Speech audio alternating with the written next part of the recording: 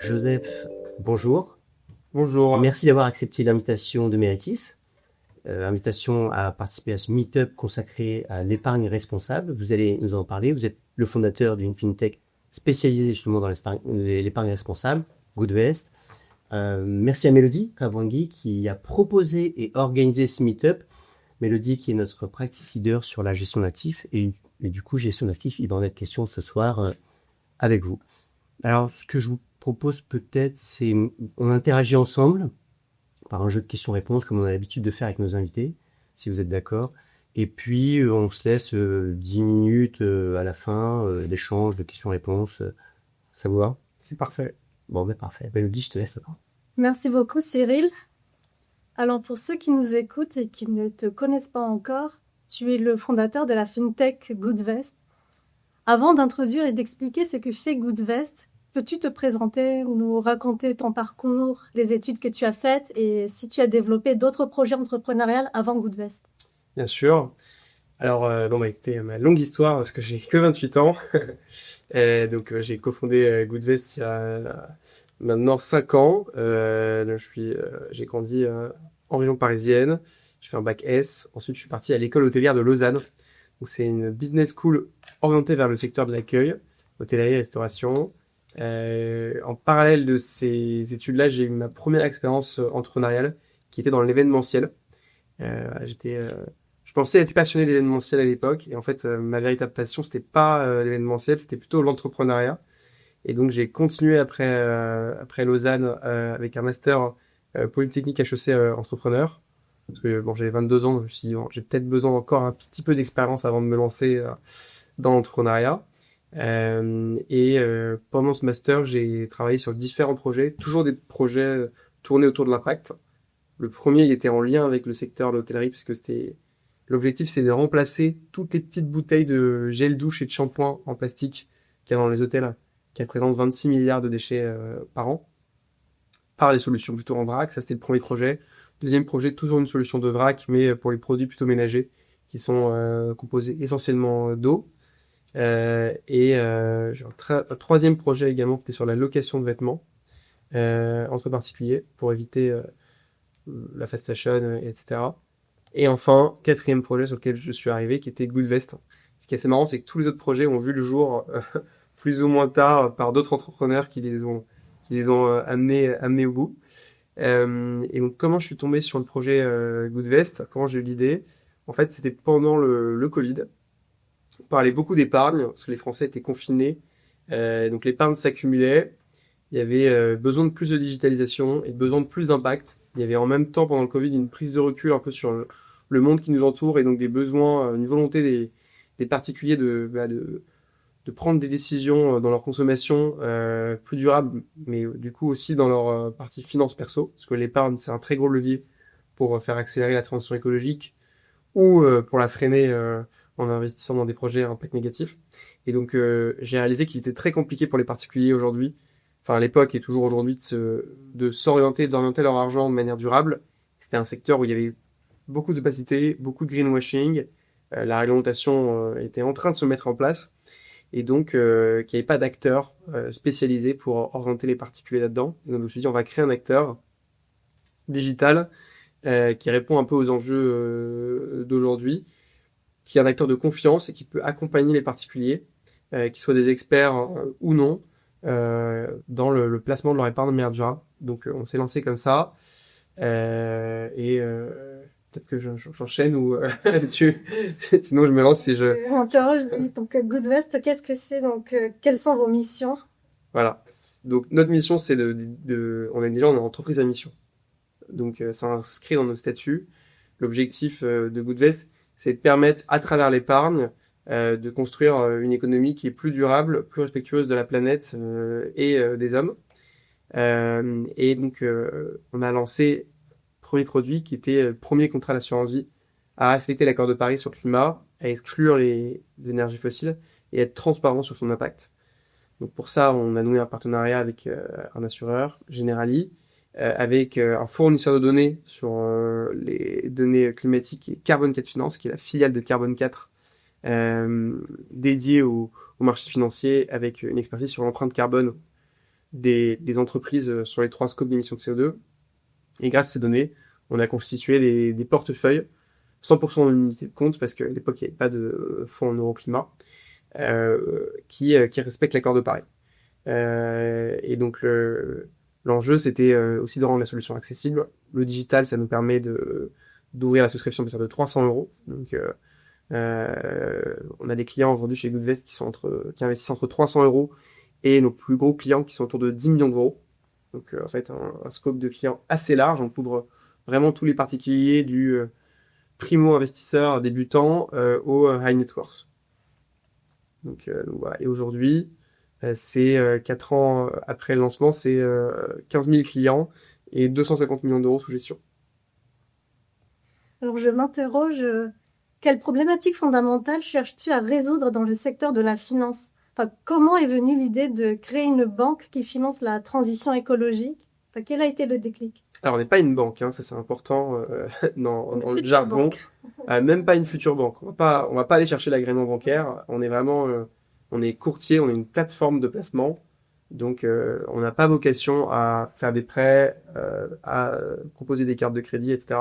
On a vraiment fait le choix. Il y a d'autres acteurs qui ont fait le choix de plutôt prendre l'orientation banque, même si c'est pas non plus des banques et qui passent par des banques pour exercer leur activité. Nous, on s'est dit non, on va être spécialisé sur le métier de placement de l'épargne, où on pense que c'est là qu'il y a le plus gros levier, et que là aussi il y a un gros trou dans la raquette.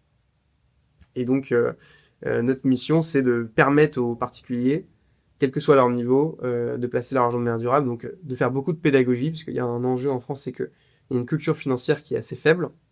Donc si on parle d'extra-financier, c'est la question d'après encore, déjà faire de la pédagogie via du contenu, on crée beaucoup de contenu, et ça d'ailleurs ça nous permet de nous faire connaître, donc c'est super intéressant pour nous, c'est à la fois nous faire connaître en créant du contenu, en faisant de l'éducation financière et de l'éducation extra-financière, et c'est aussi un canal d'acquisition en plus de cultiver nos clients là-dessus pour qu'ils puissent être à l'aise dans leur démarche d'investissement après. Du coup, est-ce que vos clients peuvent investir directement via Goodvest, ou est-ce que c'est toujours par l'intermédiaire d'une société qui commercialise les fonds que vous proposez? Alors, en fait, nous, on est l'intermédiaire, hein, parce que ce qu'on fait derrière, c'est qu'on fait de la sélection. La problématique à laquelle on répond, c'est que c'est un peu la jungle de l'ISR, hein, c'est-à-dire qu'il y a sur le marché français, il y a des dizaines de milliers de fonds qui sont commercialisés, il y a des milliers de fonds ISR. Certains investissent dans les énergies fossiles, certains sont ultra vert foncé, avec des critères d'exclusion très rigoureux, un alignement parfait avec l'accord de Paris, mais c'est très compliqué pour un particulier de se repérer là-dedans. Donc nous, on a construit une méthodologie maison pour expliquer après. On a des équipes qui sont dédiées à la sélection de fonds durables et qui font ensuite des allocations pour les clients. Tout se fait de manière digitale. Et donc en fait, on est intermédiaire. On travaille aussi avec des distributeurs qui vont être des cabinets de gestion de patrimoine, même si le gros aujourd'hui de notre distribution est en direct. D'accord. Mais on ne conçoit pas des supports d'investissement. On va concevoir des enveloppes, des mandats, des allocations, mais on ne conçoit pas. Alors, c'est vrai maintenant on fait des partenariats avec les sociétés de gestion, donc on a déjà lancé des fonds en partenariat avec les sociétés de gestion. On n'est pas société de gestion et notre but, c'est pas de devenir gérant, c'est gérant au sens fonds d'investissement en tout cas, gérant d'épargne oui, mais on va pas aller jusqu'à lancer des fonds de A à Z, on peut le faire en partenariat avec les sociétés de gestion pour leur donner un cahier des charges bien précis. Et voilà. Alors pour faire une analogie, parce que parfois la finance et la finance durable, ça peut paraître un peu abstrait, on imagine, par exemple dans l'immobilier, parfois on a des critères pour un appartement, et on va faire appel à un courtier en disant, ben moi je cherche 3 pièces, une salle de bain-temps, une terrasse, plein sud, machin. Et puis, on trouve quelqu'un qui, lui, va faire la démarche pour nous, faire la recherche et nous dire, voilà ce que j'ai trouvé. C'est un peu ce que vous faites. C'est un peu ce qu'on fait exactement. On est courtier, en fait. Hein. On est courtier et conseiller en investissement financier. Okay. Est-ce que ça demande un agrément ou pas? Du coup, on doit être enregistré auprès de l'ORIAS en tant que, à la fois courtier en assurance, pour distribuer de l'assurance vie et plans d'épargne retraite, en tant que conseiller en investissement financier pour pouvoir conseiller le client, lui faire des conseils d'investissement. Et on est aussi mandataire en opération bancaire pour pouvoir proposer un livret. Parce qu'on propose un livret depuis maintenant un peu plus d'1 an, avec CFCL Bank, qui est une filiale de Crédit Mutuel Arca. Et en gros, un livret donc, qui va financer la rénovation des bâtiments et aussi la construction de nouveaux bâtiments qui sont classés A, B ou C en DPE pour accélérer la transition du secteur immobilier qui est le deuxième secteur qui émet le plus de CO2 en France. Donc, c'est un gros levier. On a 5 millions de passoires thermiques en France. Donc, si on veut réduire les émissions de CO2, il y a le transport, certes, il y a l'énergie, mais il y a beaucoup aussi le secteur de l'immobilier. Et donc, ça permettait aussi pour nous d'avoir une brique liquide, garantie en capital, pour les clients qui ont des besoins de placement plutôt sur le court terme. D'accord. Tu parlais justement de liquidité. Est-ce qu'il y a différents niveaux de liquidité sur les placements que vous proposez? Et si oui, ça va de quoi à quoi? Alors, complètement, on a certains produits qui ont une liquidité, disponibilité quasiment instantanée, hein, le livret par exemple. On a aussi un contrat d'assurance vie Good Life avec Spirica qui propose des rachats partiels instantanés. Donc, il y a un grand niveau de liquidité sur certains produits. Et on a d'autres produits qui sont beaucoup plus long terme, notamment le non-coté ou le private equity, où il peut y avoir... on a des fonds evergreen qui ont de la liquidité, mais il faut attendre minimum 4 ou 5 ans. Et on a des fonds de private equity, où là, pour le coup, on est sur potentiellement 10 ans, quoi. Avant d'avoir la disponibilité. Donc, on propose vraiment... L'objectif de Goodvest, on a démarré avec l'assurance vie, parce que c'est le couteau suisse de l'épargne des Français, et que c'est le produit qui s'adapte au plus de besoins. Et désormais, on a une plateforme qui est très complète, et l'objectif, c'est de répondre à tous les besoins avec notre approche durable. Alors, quand on parle d'investir pour financer la transition écologique, on pense très souvent que ça ne rapporte pas d'argent, que ça revient à renoncer au rendement. Comment Goodvest parvient-elle à concilier performance financière et impact environnemental concret? Alors déjà, c'est plus simple qu'on ne le pense parce qu'en fait, historiquement, l'ISR a surperformé. Il y a une idée reçue comme quoi ça sous-performe. Il y a des périodes de l'histoire où ça a pu sous-performer comme des périodes où ça a surperformé. Mais si on regarde par exemple les 10 dernières années, quand on compare le MSCI World avec le MSCI World SRI, il y a 7 années sur 10 où le MSCI World SRI a surperformé le MSCI World. Donc, Tu peux peut-être rappeler dans le SRI, dans cet indice qui a exactement. Alors, en fait, c'est une version un peu restreinte du MSCI World avec des critères d'exclusion sectorielle. En fait, c'est la version durable du MSCI World, qui a un univers de valeur qui est un peu restreint. Et donc, c'est la version durable de cet indice. Il y a beaucoup d'études qui ont été faites et de méta-analyses sur le sujet également, et qui arrivent à la conclusion qu'en fait, dans 40% des cas, on n'est pas forcément de surperformance ni de sous-performance. Il y a une sous-performance dans 10% des cas. Et dans le reste des cas, il y a de la surperformance. Donc, historiquement, l'ISR, prendre en compte les risques environnementaux et sociaux, ça, généralement, c'est plutôt un facteur de surperformance. Maintenant qu'on sait ça, l'objectif, c'est effectivement de faire comprendre aux clients. Ce qu'on leur explique, c'est qu'en fait, ils ont un horizon d'investissement qui est long terme, et que sur le long terme, le ESG a tendance, en tout cas, à ne pas sous-performer. On ne veut pas survendre ça. L'objectif, c'est pas d'expliquer qu'on va créer vraiment de l'alpha en allant sur l'ISR, mais au moins, notre message, c'est vous ne renoncez pas à de la performance en investissant de manière durable.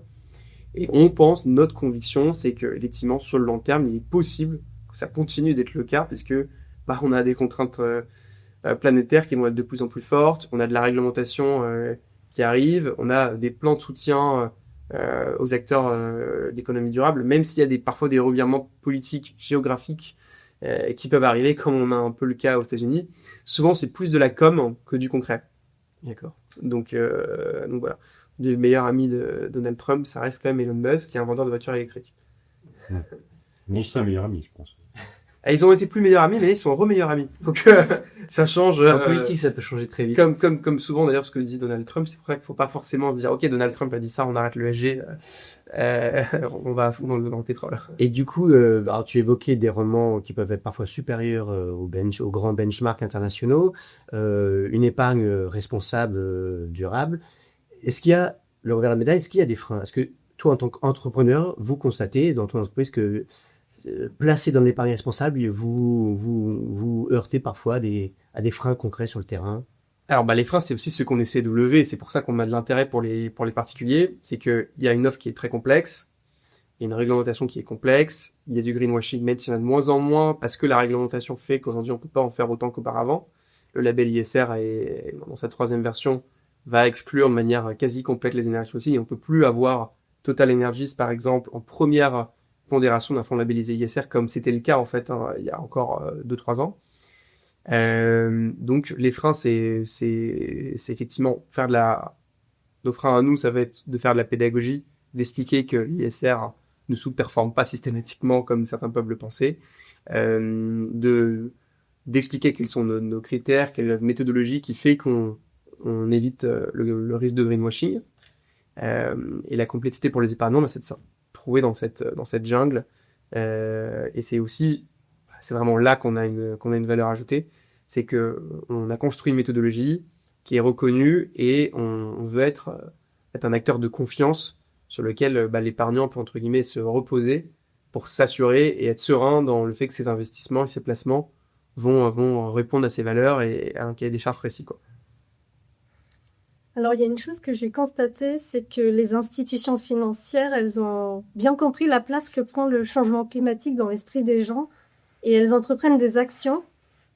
On voit de plus en plus de banques et de sociétés de gestion qui proposent des fonds labellisés ESG, mais concrètement, que signifie un fonds ESG puisque l'entreprise Total est incluse dans ces fonds? Est-ce que quelque part, ce serait pour rassurer les investisseurs?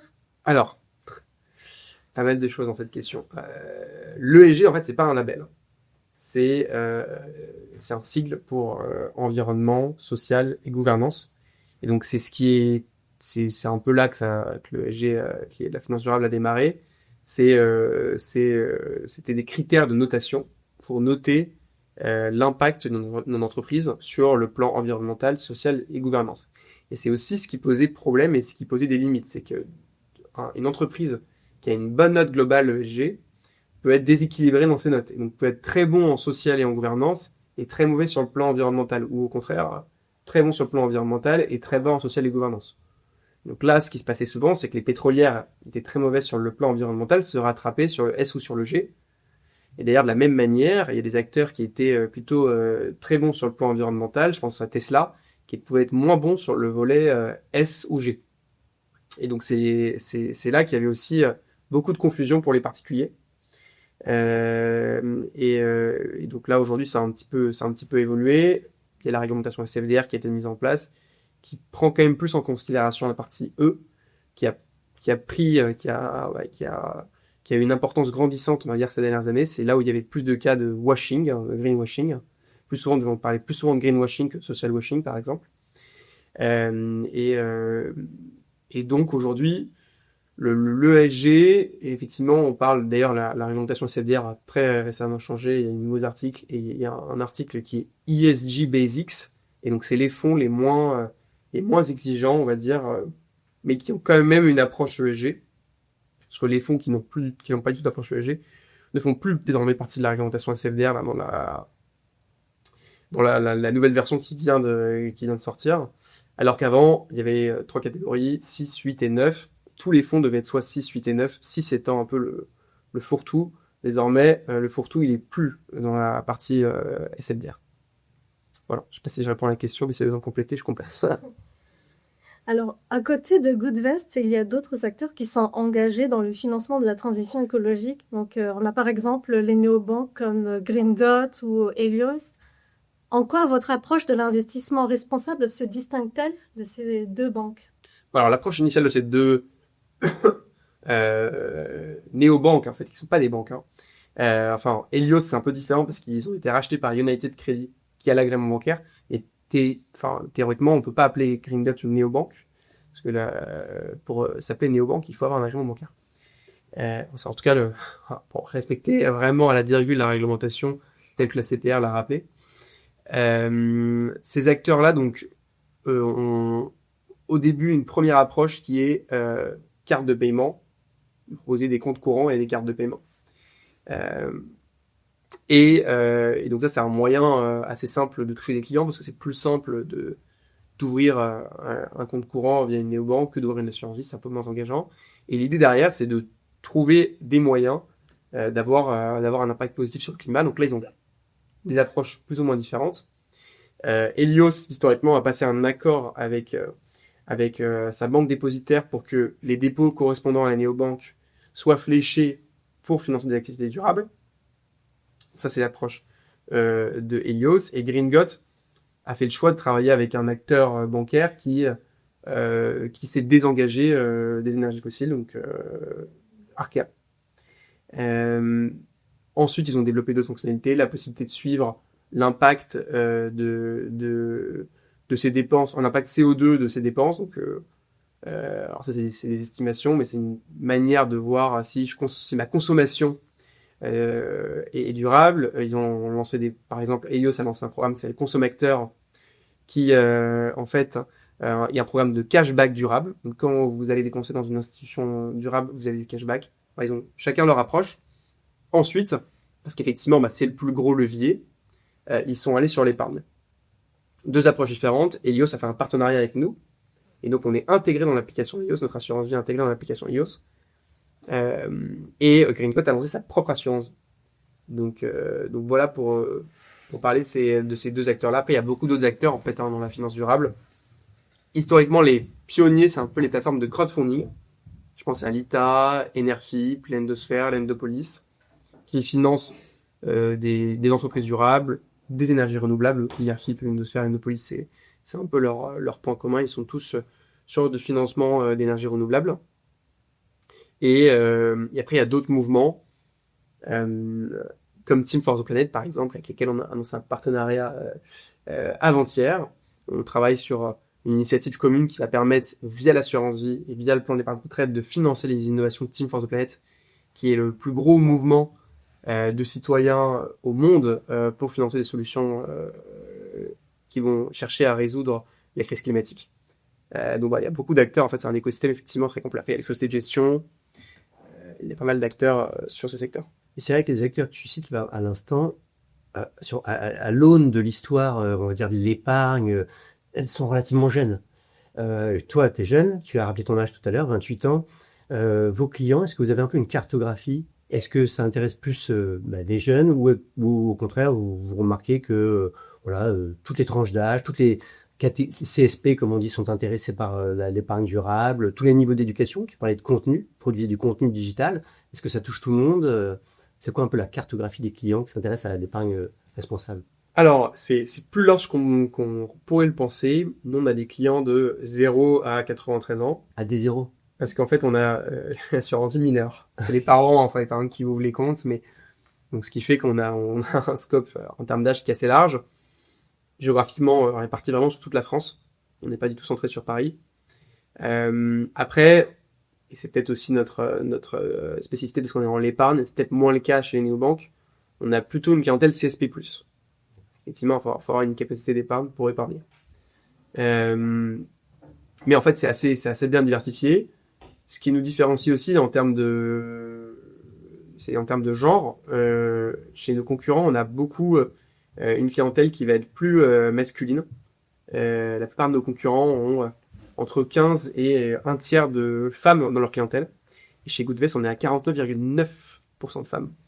Et les femmes vont bientôt même l'emporter parce qu'en ouverture de compte, on a plus de femmes qui ouvrent des comptes. C'est elles qui vont sauver la planète. Voilà. Ok.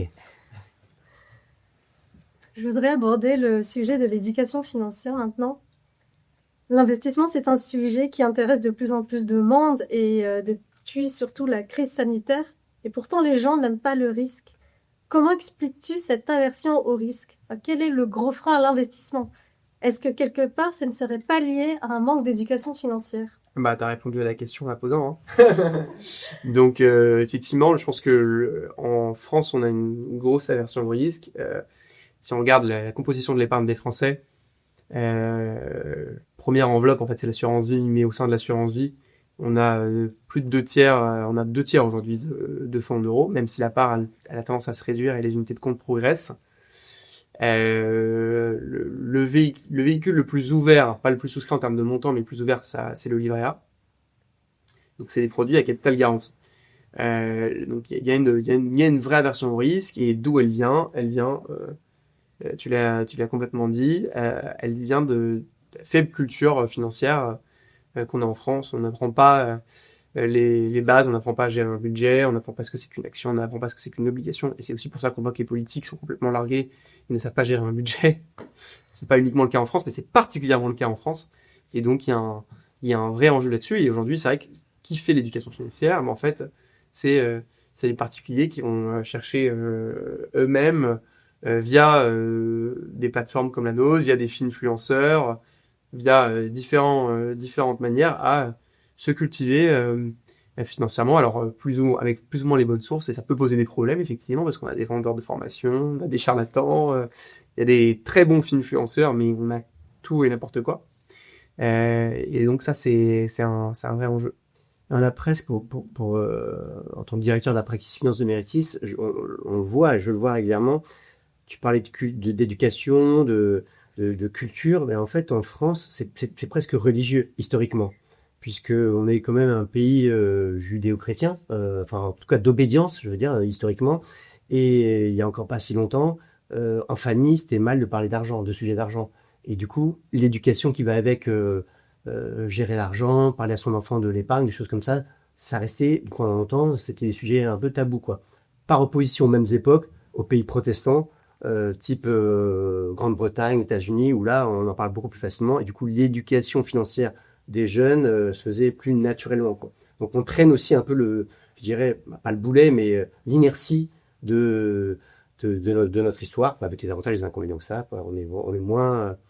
voilà, on était moins éduqués à ça, quoi. Mais bon, grâce aux réseaux sociaux notamment, ou à cause, je sais pas, les choses changent un peu.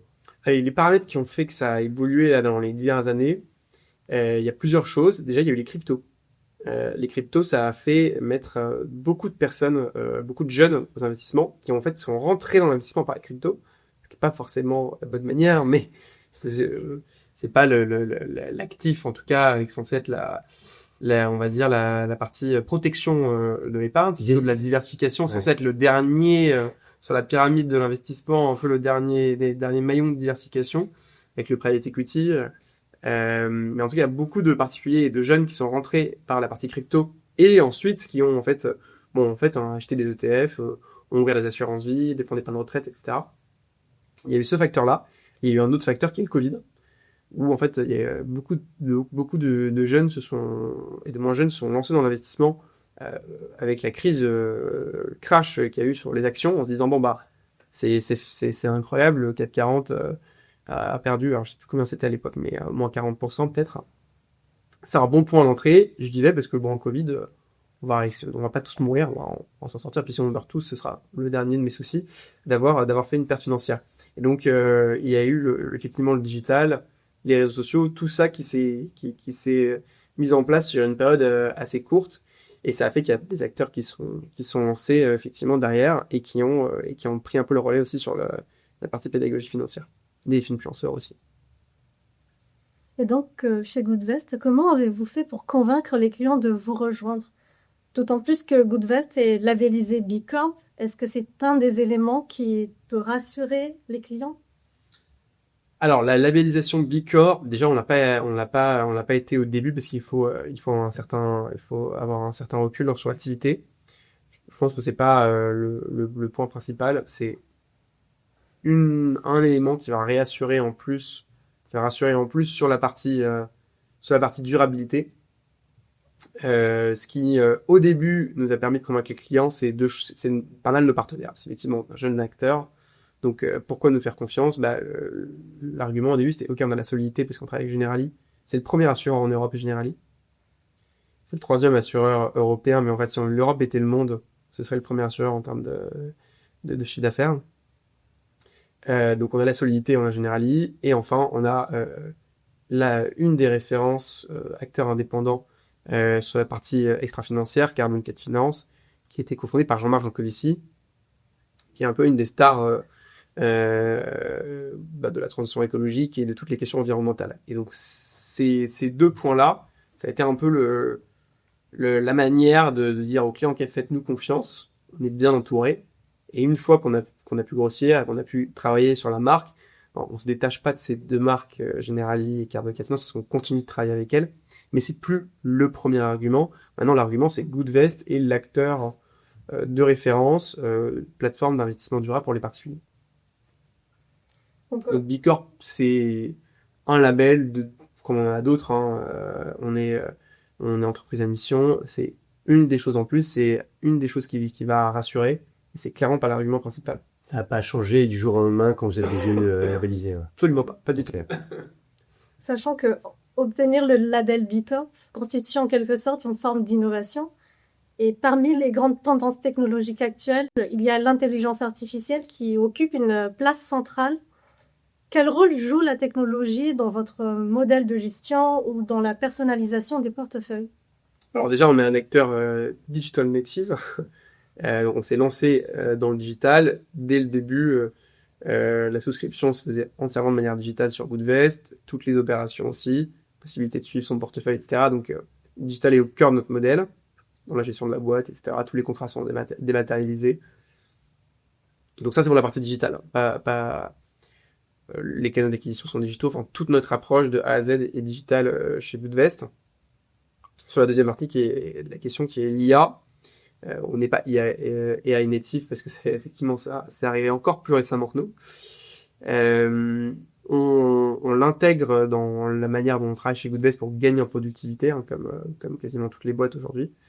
Et on commence à l'intégrer aussi sur les tâches où il y a peu de valeur ajoutée. Donc, par exemple, sur certains sujets du service client, quand le client pose une question, que la question et la réponse elle existe dans notre FAQ et qu'il n'y a pas de valeur ajoutée, que ce soit un conseiller qui intervienne, et aujourd'hui on a une IA qui traite les demandes et ça lui permet de mieux traiter, de traiter plus efficacement des flux, plus rapidement, et aussi de pouvoir gagner en bande passante et que les équipes de conseillers peuvent passer plus de temps à accompagner les clients sur des sujets que l'IA ne traite pas, quoi. Alors, question facile, hein. C'est presque discussion de comptoir. IA, transition énergétique, est-ce que c'est compatible? C'est le débat, l'IA qui consomme beaucoup, qui pollue. Ouais. Est-ce que c'est compatible? Il va falloir que ça le soit, en fait, hein. J'ai un peu envie de dire. Poser aussi la question avec Internet. Est-ce que Internet, c'est compatible avec la transition écologique? Bon, en fait, on va pas vivre sans Internet demain, quoi. Et je pense qu'IA va prendre une place peut-être plus importante qu'Internet. En tout cas, ce qui est assez intéressant, c'est que l'IA est le moteur de performance des fonds ISR en 2025. Pourquoi? Parce qu'il y a une énorme demande en électricité et que l'énergie renouvelable est devenue plus intéressante pour les entreprises d'intelligence artificielle en termes de sources d'électricité que les énergies fossiles. Je dis plus intéressante, c'est économiquement. Économiquement. Alors déjà, la plupart des gros acteurs de l'IA sont des acteurs majeurs de la tech, comme Microsoft et Google, et ont pris des engagements forts de décarbonation. Et là, c'est une nouvelle activité de l'IA, et ils ont besoin que cette activité soit décarbonée de manière native, sinon ils vont jamais réussir à atteindre leurs objectifs. Donc on n'a jamais autant fait sortir de projets d'énergie renouvelable depuis que l'IA existe. Grâce à l'IA, presque. Grâce à l'IA. Alors, on peut très facilement répondre, bon, bah oui, mais cette capacité de production, elle est utilisée pour l'IA, donc elle n'est pas utilisée pour décarboner le reste de l'économie. Donc, et c'est une réponse totalement légitime. Aujourd'hui, je pense dire on va ignorer l'IA, c'est un peu utopiste, c'est un peu utopique.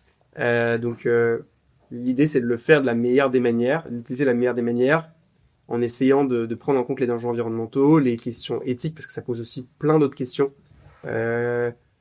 sociales sur notre société plutôt que uniquement des questions environnementales. Mais en tout cas, nous, le choix qu'on a fait chez Goodvest, c'est qu'en tout cas, on doit être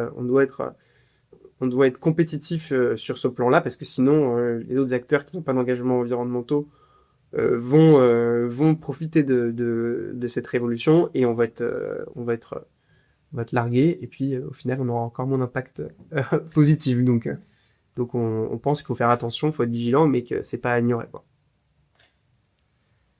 Je voudrais revenir sur ton parcours d'évolution depuis la création de Goodvest. Donc, tu as commencé pendant la crise sanitaire, parce que ton parcours est quand même assez incroyable.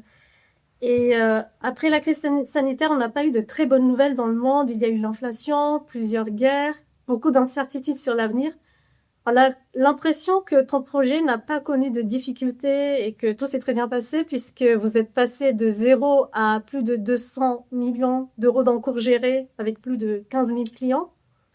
Quels ont été les grands défis que vous avez dû surmonter depuis la création de Goodvest? C'est ce que je disais pas mal aux investisseurs ou à des partenaires ou à des proches au début de Goodvest. J'ai dit, en fait, depuis le début de Goodvest, on enchaîne les crises.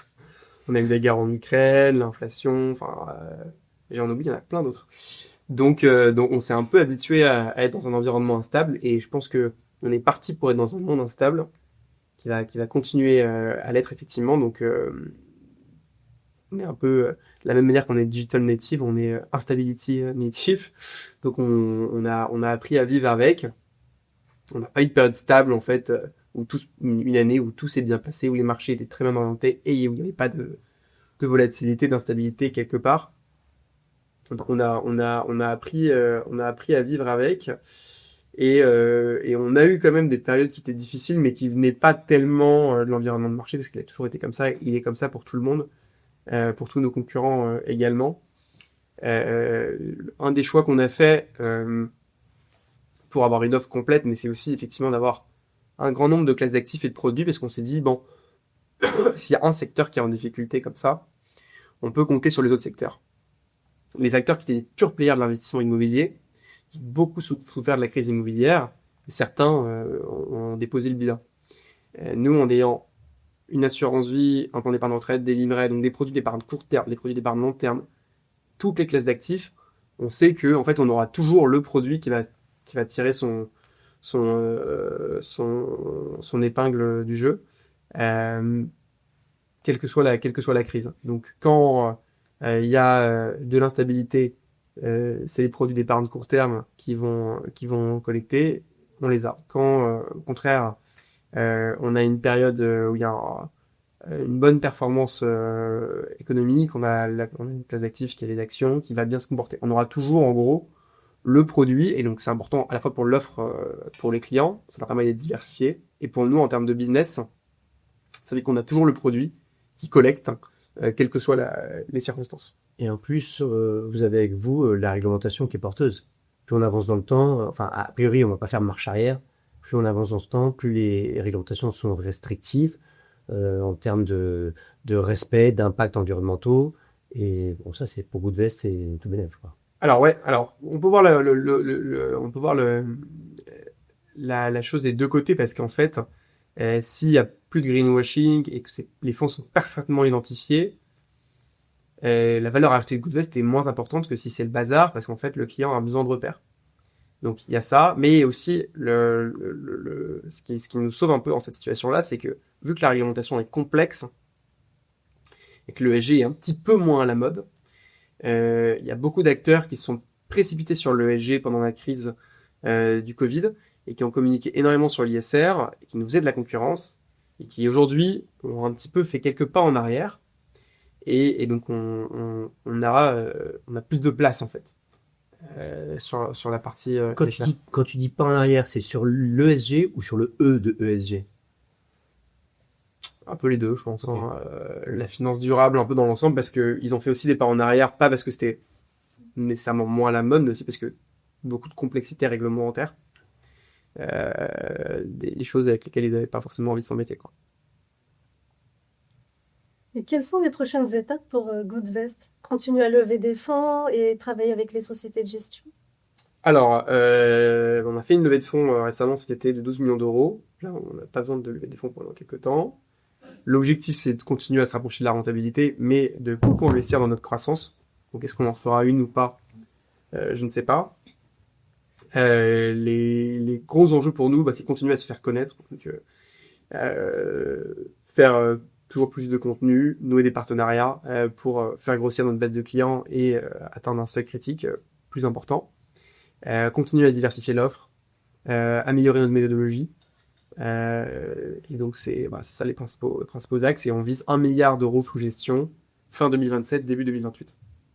C'est le seuil de rentabilité.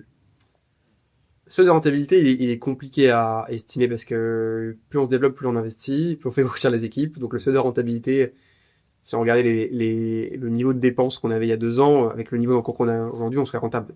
On l'est pas parce qu'on a beaucoup recruté, beaucoup plus investi en marketing.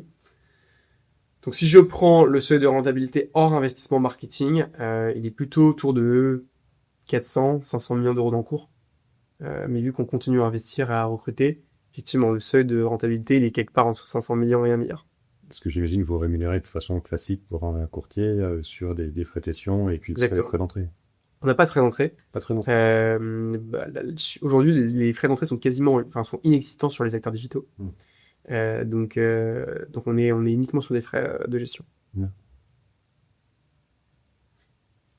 Alors, une dernière question avant de clore ce chapitre et de passer à la session questions-réponses. Qu'est-ce que tu répondrais aux personnes qui pensent que investir pour financer la transition écologique relève de la philanthropie, alors qu'il s'agit en réalité de soutenir des entreprises décarbonées, innovantes et porteuses de croissance? Exactement ce que tu as dit. Non. Déjà, je leur répondrai qu'en fait, sur les 10 dernières années, 7 années sur 10, l'ISR a surperformé. Donc, c'est pas ce que j'appelle de la philanthropie. Ensuite, je dirais que, en fait, même en excluant ces valeurs, en regardant uniquement les questions financières, c'est un non-sens d'ignorer l'ISR. Si vous regardez votre portefeuille en 10 ans, est-ce que vous avez envie d'avoir le leader du charbon en portefeuille ou est-ce que vous avez envie d'avoir le leader des énergies renouvelables? Moi, franchement, j'ai fait mon choix, quoi. On a un énorme défi de transition écologique, on a des réserves en énergie fossile qui vont continuer de se réduire, des réglementations qui augmentent, des consommateurs qui veulent aller vers du durable, des gouvernements, des entreprises qui veulent aussi aller vers du durable. Donc ignorer cet énorme défi, ça me paraît être un non-sens financier. Donc voilà. C'est vrai que souvent, c'est même parfois inconsciemment, les gens se disent oui, mais alors la transition écologique, c'est un truc, c'est loin, c'est dans 30 ans. Je vais investir maintenant, mais ce sera rentable dans plusieurs années, voire décennies. Alors que sur les solutions d'investissement que vous proposez, on peut être rentable très rapidement, quoi. Il y a des intérêts qui tombent dès la première année. La transition, c'est pas forcément un investissement à ultra long terme, quoi. En fait, ça dépend vraiment du secteur et de quelle typologie de boîte on finance, effectivement. Et c'est pas forcément toujours la bonne décision d'investir dans la boîte qui verse le plus de dividendes. Les acteurs qui performent le mieux en bourse, c'est des acteurs qui investissent pour leur croissance. C'est beaucoup des boîtes dans la tech, par exemple. C'est pas les boîtes les plus connues pour verser les meilleurs dividendes.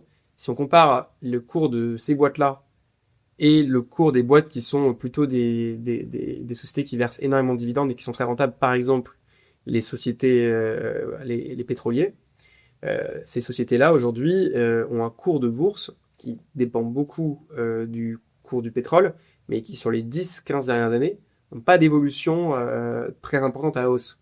Contrairement à des boîtes qui au contraire sont encore au début, parce qu'elles prennent des parts de marché, elles sont sur un secteur qui se développe, comme les acteurs des énergies renouvelables. Donc voilà, et après, sur comment est-ce que ça va être rentable, comment est-ce que ça va dégager des bénéfices, ça dépend vraiment du secteur d'activité. Sur le secteur de l'immobilier, avoir un bâtiment qui est bien isolé, ça génère des économies tout de suite et c'est rentable tout de suite. Et il prend de la valeur quasiment de manière instantanée. On peut plus louer des passoires thermiques. Donc un bâtiment qui va être à des meilleures normes, il consomme moins, il est plus rentable et puis il a une meilleure valeur sur le marché. Donc ça dépend vraiment du secteur. Après, effectivement, si on investit dans des boîtes qui sont dans de la deep tech, qui ont des solutions par exemple de captation carbone, là on est sur effectivement du très long terme, mais c'est pas en tout cas c'est pas la grosse partie de l'ISR, quoi. Ok. Si vous avez des questions, n'hésitez pas, je vais interroger. Moi, j'en ai plusieurs. Est-ce que les produits structurés, ça fait partie des choses que vous allez envisager de faire, que vous faites déjà? On en fait déjà, en fait. D'accord. On fait déjà des produits structurés. Donc, pour les produits structurés, ce qu'on fait, c'est qu'on se base sur une partie obligataire qui est en green bonds ou en social bonds, en vérifiant qu'ils respectent notre méthodologie. Donc, la méthodologie, alors, je la fais très rapidement, mais c'est excluant des secteurs néfastes, donc énergie fossile notamment, charbon, pétrole, gaz, extraction, production, alignement avec l'accord de Paris. On a aussi des critères de biodiversité. Donc, sur les produits structurés, on fait attention que la partie obligataire soit un green bond ou un social bond, et ensuite sur le reste, si c'est un indice action, on va vérifier qu'il respecte nos critères. Après, si c'est un produit de taux, bon, il n'y a pas tellement d'impact, quoi. D'accord. Et vous le faites donc avec des partenaires aussi, parce que vous n'avez pas d'ingénierie chez vous. On le fait avec des partenaires, effectivement, on le fait avec des brokers. Ok. Et vous parliez tout à l'heure de SFDR 2.0, qui va effectivement offrir normalement un petit peu plus de visibilité, avec la catégorie 7, 8 et 9 un peu revampée. Est-ce que justement, ça va donner la visibilité dont les clients ont besoin, qu'on n'avait pas forcément, parce que l'article 8 et 9 tel qu'il existait, on a bien vu qu'il y a pas mal de fonds qui ont été requalifiés assez vite, parce que c'était n'importe quoi. Et donc il y a une vraie défiance par rapport à ça. Est-ce que la nouvelle norme vous semble plus en capacité de régler ces problèmes? Je pense que c'est toujours un outil qui va être utile pour les professionnels. Presque, je pense qu'on est toujours sur quelque chose de très complexe pour les particuliers. Il y a toujours des seuils, transition, sustainability, ESG basics, alors non classés. Est-ce que ça simplifie, ça règle le sujet? Je pense que quelque chose comme un Nutri-Score encore plus simple, ça fonctionnerait mieux, mais bon, ça pose tous ces problèmes. Et vu qu'on le fait à l'échelle européenne, chaque pays a ses intérêts à défendre. Donc je pense que c'est peut-être plus clair pour les professionnels. Il y aura peut-être moins de changements de classification. On voit plutôt dans un regard positif, à mon avis, ça va pas changer. Enfin, mon métier, vis-à-vis de l'épargnant, ça va pas le changer, quoi. Le label ISR, par exemple, la refonte du label ISR, c'était quelque chose de plus, je pense, une avancée plus forte en se disant, bon, maintenant, une entreprise qui est dans les énergies fossiles ne peut pas, un fonds qui a des entreprises dans les énergies fossiles qui développent leurs activités ne peuvent pas être labellisés ISR. Alors, c'est peut-être une question qui fâche, mais je rebondis là-dessus. Tu parlais effectivement évidemment de ne pas investir dans des bulles, que sur la bulle Internet pour l'instant. Après, il va sûrement y avoir un moment un peu de secousse. D'accord. Et je voulais savoir, pour revenir un petit peu à ce dont on parlait tout au début, tu disais que tu avais mené d'autres projets entrepreneuriaux avant de commencer Goodvest. Et donc, tu avais fait des études en entrepreneuriat. Goodvest demande pas mal de connaissances, je suppose aussi, pour tout ce qui est finance. Et ça, du coup, c'est quelque chose que tu as appris tout seul. Comment est-ce que ça t'est venu, cette idée dans la finance, qui est quand même un sujet relativement complexe? Alors, j'ai pas fait des études spécialisées en finance, mais c'était une business school, donc j'avais quand même des cours de portfolio management, de finance de marché, de finance d'entreprise, etc. Et après, ce que j'ai fait, c'est que j'ai recruté des personnes qui sont meilleures que moi, mais pas qu'en finance, en marketing, en sales. Et le rôle d'un entrepreneur ou d'un chef d'entreprise, c'est de maîtriser un peu tout, mais rien parfaitement, et d'avoir des experts qui sont bien meilleurs que soi dans chaque domaine, quoi. Donc c'était un peu comme ça que j'ai fait. D'accord. Vos investisseurs aujourd'hui, c'est tout? Alors au capital, on a des VC, on a Serena Capital, Ring Capital, on a des institutionnels, on a par exemple AG2R La Mondiale, on a des business angels qui sont très diversifiés, des entrepreneurs, des grandes fortunes, des particuliers, parce qu'on a fait un crowdfunding au tout début de Goodvest. On a 500 clients qui sont devenus actionnaires de Goodvest. Donc c'est assez diversifié comme et puis on a nos salariés, parce qu'on a tous les salariés qui ont des BSPCE également. Et à terme, vous visez une introduction en bourse peut-être non? Ah, pas forcément. On voit peut-être. non, parce que on voit beaucoup on les appelle les licornes fameuses qui veulent certaines qui Pour l'instant, il y en a peu qui sont en bourse. Ouais, il y en a peu, mais certaines dont on parle de. Alors c'est de la spéculation aussi. Ouais. On parle de niveaux de valorisation qui sont pour certaines stratosphériques. Et donc voilà, comme tu es entrepreneur, savoir si la visée à terme c'était là. En tout cas, si on a l'introduction aux bourses, si un jour on l'a fait, c'est vraiment sur le très long terme, quoi. Je pense qu'on est, ça n'a pas de sens pour moi de faire une introduction aux bourses si on n'a pas atteint vraiment une très très grosse taille. Ne serait-ce que de lever des capitaux, hein. Le but c'est pas juste de rendre public le capital. Hein. Effectivement, mais c'est beaucoup de contraintes. Et on est sur un secteur en plus qui est assez facilement finançable en fait. Hein. Il y a sur le secteur de la gestion de patrimoine, il y a beaucoup de transactions, beaucoup de consolidation. Et donc c'est très simple d'être financé. Qu'on atteint une taille critique en tout cas et qu'on n'est pas très loin de la rentabilité. Donc je pense que l'introduction en bourse, c'est pas prévu pour tout de suite, quoi. Bah, tant mieux, les fonds, c'est pas un problème pour vous. Pour l'instant, en tout cas, c'est de moins en moins un problème. Plus on grossit, plus c'est ça dans le... Vous travaillez avec des CGP aussi, avec d'autres prescripteurs? On travaille avec CGP, effectivement, on a une petite centaine de CGP avec lesquels on travaille. Et aujourd'hui, c'est pas le canal majoritaire. C'est pas le canal majoritaire. Aujourd'hui, il y a deux types de CGP pour nous. Les CGP qui sont des CGP très engagés, très portés ISR, avec lesquels on travaille pas mal. Et on a les CGP plus généralistes qui ont quand même des demandes de clients qui veulent de l'ISR et là vont rediriger ces clients vers nous via le partenariat qu'on a avec eux. Aujourd'hui, on travaille avec les deux types. D'accord. Et est-ce que vous envisagez, avec une taille prédéfinie, critique, éventuellement un rachat comme on a pu voir avec Nickel qui avait démarré un petit peu et qui était racheté par BNP. Voilà, c'est vrai. Aujourd'hui, on n'envisage pas sur le court ou le moyen terme parce qu'on est loin d'avoir atteint notre taille critique et on est encore en pleine croissance. Et donc ça n'a pas de sens pour l'instant. Après, est-ce que sur le long terme, une alliance avec un acteur qui correspond à notre vision, c'est bien sûr pas à exclure. Aujourd'hui, on fait des partenariats, on a plutôt une approche partenariat. On fait un partenariat avec Team Force de Planète, on fait des partenariats avec des acteurs comme Helios, etc. Et c'est plutôt comme ça qu'on voit les choses. Mais si on voit demain que ça fait sens pour le développement de la boîte et pour notre vision, c'est pas à exclure. Joseph Chouefati, merci beaucoup. Merci à vous. Merci d'avoir répondu à Ça notre me fait question. plaisir. Elodie, merci beaucoup. Merci beaucoup, Joseph. Merci. Merci beaucoup, Julien. Merci.